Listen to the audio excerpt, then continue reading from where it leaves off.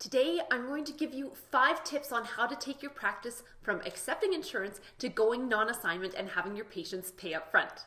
Hi, I'm Dr. Mulrooney, owner of My Business Doctor Inc., and I'm excited to share with you today some tips on how to take your practice from accepting insurance to becoming non-assignment where patients pay up front. Many people think it's really hard to do this, especially in the economic times that we're dealing with right now. However, I did this in 2008, 2009 when our economy was in the tank and patients didn't have insurance, they didn't have jobs. And the practice that I was working in had been around for 35 years as an assignment practice. And I turned it into a non-assignment practice and started having our patients pay up front. And the funny thing was, our production actually increased because we made this change instead of us losing patients as some people had predicted. When I told people what I was going to do in the economy and with the practice that I had, they laughed. They thought it was so funny that Angela Mulrooney, this tiny little dentist, was going to take this rundown bread and butter practice and turn it into this high-tech practice. The truth was, it was much easier than everyone thought it was going to be, and it ended up turning my practice into a better practice because of the kind of patients that I was now attracting because of going to non-assignment. So let's get started. So the first tip I want to give you is that you need to actually start creating value. I'm sure you've had people tell you about this before, but the thing is, if people don't value what you're doing in your practice, they can't justify the cost. When you talk to them, you need to find out, again, we talked about this in another video, about their long-term goals.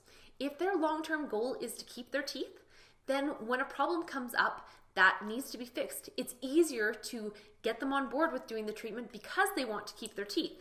For example, if a patient has cracked a tooth because they have a big old amalgam sitting in there that has split the enamel, if there's someone who wants to keep their tooth, they don't really have a choice but to do a crown or an onlay in order to support that crack and prevent it from getting any worse. When you actually learn to talk to your patients and create value and show them what you're delivering them and making sure that it's within their wants, then it becomes easier to get them to accept that treatment, even if it's the higher cost option. The second tip is talking about the solution, not just the treatment. Honestly, patients don't really want to know what you're doing in their mouth for the most part. They're pretty squeamish about thinking about you drilling, and you're going to take off this much tooth structure, and then you're going to create this certain shape, and then you're going to put on this porcelain thing that's going to hold the tooth together.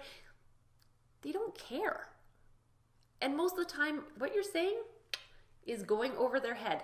They want to know what the solution is that you're selling them instead. So if, again, let's go with the cracked tooth, you're making it so the tooth doesn't fall apart, that's what they want to know.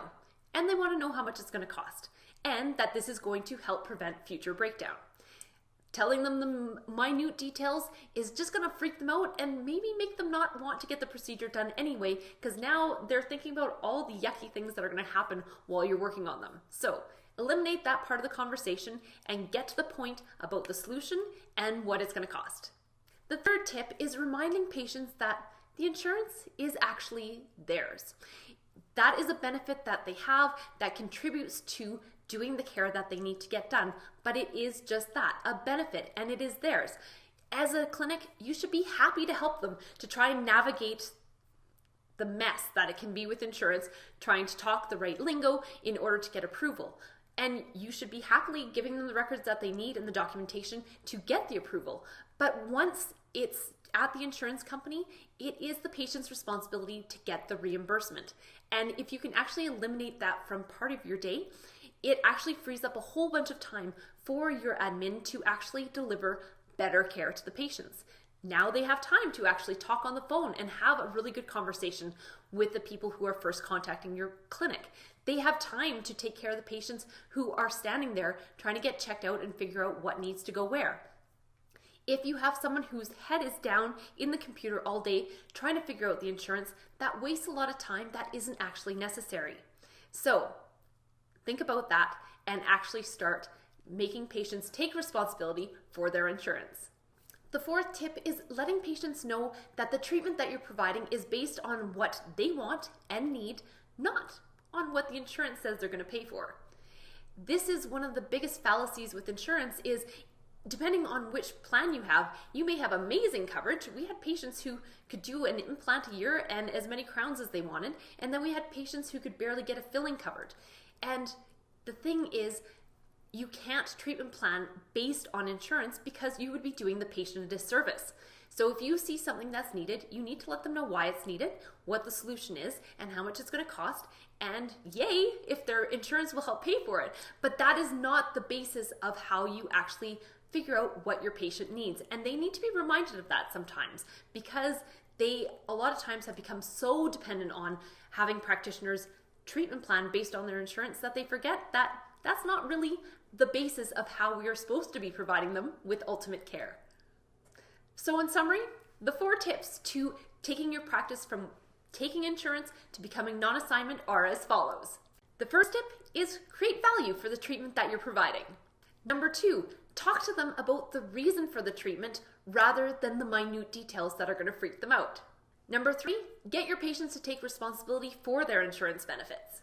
Number 4, remind your patients that you prescribe treatment based on their needs and wants, not based on what their insurance says they're allowed to have done. I hope you've enjoyed this video. If you haven't subscribed to our newsletter yet, you can do so right here, and you will get a weekly tip and video on how to do things better in your practice that will keep you motivated as you are on this journey of transformation.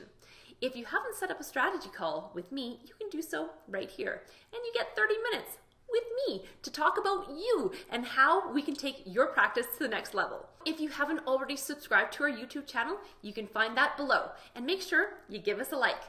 Until next time, I wish you a beautiful day, and I will see you again soon.